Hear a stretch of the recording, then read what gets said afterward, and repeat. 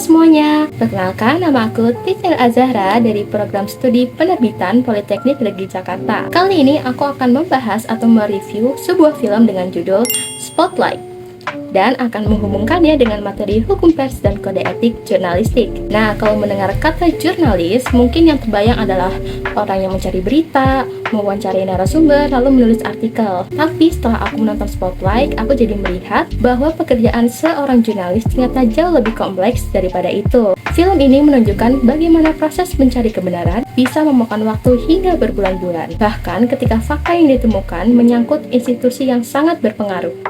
Spotlight merupakan film yang diangkat dari kisah nyata investigasi tim Spotlight dari surat kabar Boston Globe. I know there's things you cannot tell me, but I also know there's a story here, and I think everybody will hear about it.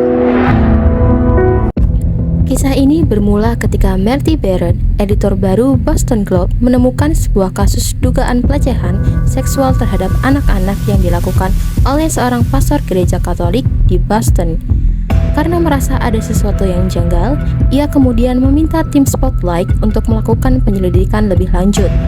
Dalam proses investigasinya, tim Spotlight mulai mewawancarai para korban, menemui pengacara, serta mencari berbagai dokumen yang berkaitan dengan kasus tersebut.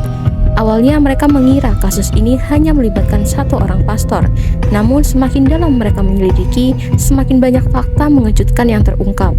Mereka menemukan bahwa ternyata ada banyak korban lain dengan pengalaman yang serupa. Bahkan, beberapa pastor yang dituduh melakukan pelecehan seksual diduga hanya dipindahkan ke tempat lain tanpa adanya penanganan yang terbuka. Dari sini, tim Spotlight mulai menyadari bahwa mereka tidak sedang menghadapi kasus individual, melainkan masalah yang jauh lebih besar dan telah berlangsung selama bertahun-tahun. Meskipun menghadapi berbagai hambatan dalam mencari bukti dan mendapatkan akses terhadap dokumen penting, mereka tetap melanjutkan investigasi dengan hati-hati. Hingga akhirnya, setelah mengumpulkan data dan melakukan verifikasi secara mendalam, mereka menerbitkan laporan investigasi yang kemudian mengguncang publik dan menarik perhatian dunia internasional. Selanjutnya kita akan ke scene yang paling menarik. Untuk scene yang paling menarik ini menurut aku adalah ketika tim Spotlight sebenarnya itu sudah memiliki informasi yang cukup besar untuk dijadikan sebuah berita. Tapi kalau tujuannya ini hanya untuk mengejar sensasi atau menjadi media yang pertama, jadi mereka ini bisa aja langsung mempublikasikannya gitu loh. Mereka memilih untuk menunggu karena ini ingin memastikan bahwa yang mereka ungkapkan itu bukan hanya satu pelaku, melainkan keseluruhan sistemnya yang membuat kasus tersebut bisa terjadi selama bertahun-tahun. Menurut aku adegan ini sangat penting karena menunjukkan bahwa jurnalisme yang baik bukan tentang siapa yang paling cepat, tetapi mampu menghadirkan informasi yang paling akurat dan paling dapat dipertanggungjawabkan.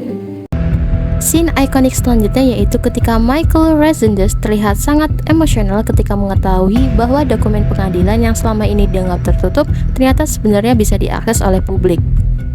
We'll take it to Ben when I say it's time. It's time, Robbie! It's time!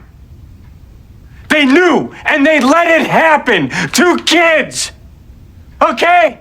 It could have been you, it could have been me, it could have been any of us! We gotta nail these scumbags. We gotta show people that nobody can get away with this. Not a priest or a cardinal or a freaking pope.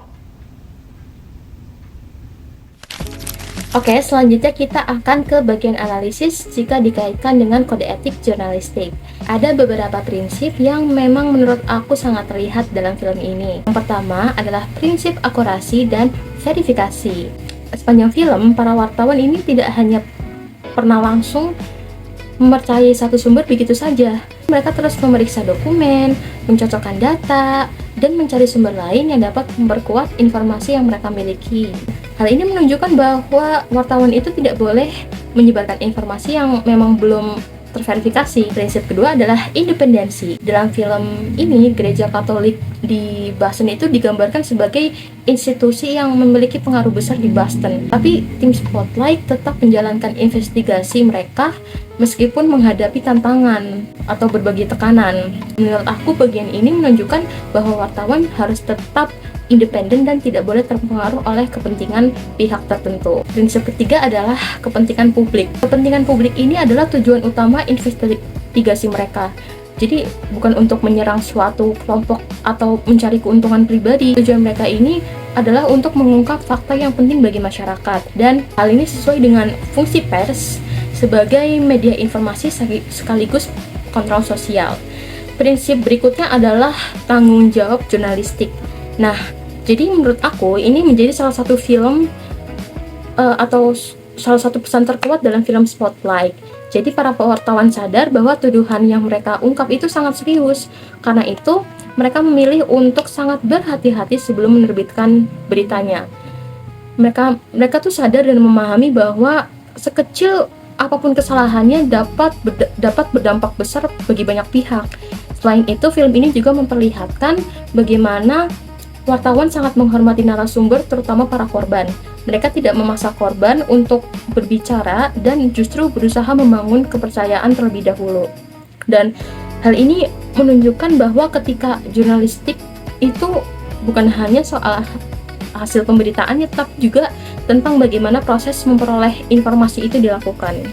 Oke, selanjutnya kita akan masuk ke beberapa fakta menarik dari film Spotlight ini. Yang pertama, film ini diangkat dari kisah nyata investigasi tim Spotlight dari Boston Globe yang benar-benar terjadi pada awal tahun 2000-an. Kedua, investigasi tersebut berhasil memenangkan Pulitzer Prize pada tahun 2003 yang merupakan salah satu penghargaan paling bergengsi di dunia jurnalistik.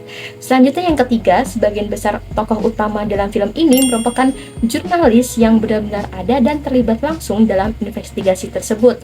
Dan yang terakhir, Spotlight ini memenangkan Academy Award atau Oscar untuk kategori Best Picture pada tahun 2016. Menurut aku, hal yang paling menarik ini bukan hanya penghargaan yang diraih film ini, tetapi bagaimana film ini berhasil menunjukkan proses kerja jurnalistik secara realistis, sesuatu yang jarang diperlihatkan secara detail dalam film-film lain. Selanjutnya kita akan membahas implikasi dan dampak dari film ini. Menurut aku, dampak terbesar dari film Spotlight adalah membuat masyarakat lebih memahami pentingnya jurnalisme investigasi. Film ini menunjukkan bahwa pers tidak hanya bertugas menyampaikan informasi, tetapi juga memiliki tanggung jawab untuk mengungkapkan kebenaran yang mungkin selama ini tersembunyi. Film ini juga memperlihatkan bahwa kebebasan pers memiliki peran penting dalam masyarakat demokratis. Tanpa adanya media yang berani untuk melakukan investigasi, banyak kasus yang mungkin tidak pernah diketahui publik. Selain itu, film ini menjadi pengingat bahwa kode etik jurnalistik bukan hanya teori yang dipelajari di ruang kelas. Jadi prinsip seperti akurasi, verifikasi, independensi, dan tanggung jawab kepada publik benar-benar diperhatikan dalam praktik jurnalistik sehari-hari. Sebagai mahasiswa, aku merasakan bahwa film ini tuh memberikan gambaran bahwa menjadi jurnalis bukan hanya soal menulis berita, tetapi juga soal keberanian, integritas, dan komitmen untuk mencari kebenarannya. Nah, untuk kesimpulannya, jadi secara keseluruhan, menurut aku, film Spotlight ini adalah film yang sangat relevan untuk dikaitkan dengan mata kuliah hukum pers dan kode etik jurnalistik. Jadi film ini tidak hanya menyajikan cerita investigasi yang menarik, tetapi juga menunjukkan bagaimana proses atau prinsip-prinsip jurnalistik diterapkan dalam situasi nyata yang penuh tantangan dan berbagai tekanan. Itu saja review dan pembahasan dari aku untuk film Spotlight ini. Secara keseluruhan film ini sangat bagus dan aku sangat suka. Jadi terima kasih sudah menonton video aku. Sampai jumpa!